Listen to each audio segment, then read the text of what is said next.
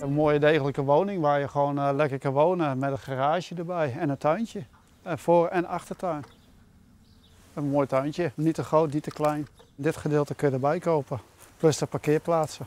Wat was het vroeger van een buurtje? Nou, ik dacht dat het vroeger een arbeidersbuurtje was, ja, of in ieder geval huisjes voor de kerk, wat bij de kerk hoorde. Ja, dat van de kerken weer dat zo'n arbeiders verhierden. Ja.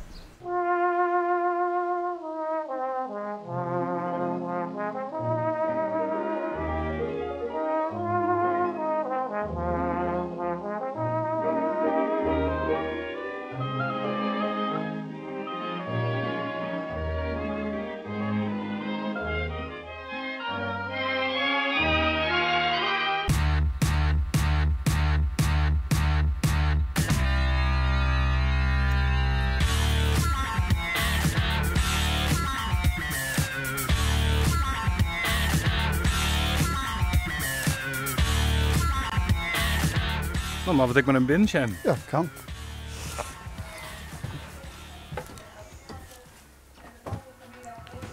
De wijnkamer.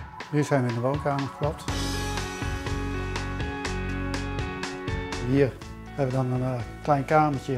Nou ja, dit is voor mij een beetje een rommelhokje, maar je zou het ideaal kunnen gebruiken voor een slaapkamertje. En dan lopen we hier naar mijn kleine keukentje.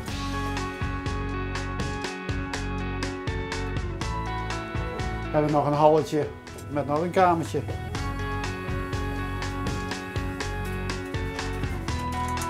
En dan de vliezentrappen komen boven op de slaapkamer uit. En dan, daar heb ik een douche en een toilet nog. Ja, hier ben ik nog bezig. Ik wil een nieuwe douche erin hebben. Ja, en alles opnieuw laten betegelen. Alles weer in de verf zetten. Want eigenlijk best al een hele tijd ontklussen. Ja. Plafonds. Ja, plafonnetjes, dakgootje buiten. En ja, dan moet er weer wat aan de tuin gebeuren. En ja, dat soort dingen. Schilderwerk beneden. Maar dat is vooral mooi doel om de verkeer te bevorderen. Ja. Dit is ideaal voor mensen die echt van rust houden. Hè, van de natuur houden. En ja, dat is een ideaal huisje. Wat is er mis met het huis dat het net verkeerd wordt? Ja, ik denk toch dat het met de crisistijd te maken heeft. Want de banken die durven het ook niet aan om het geld uit te lenen.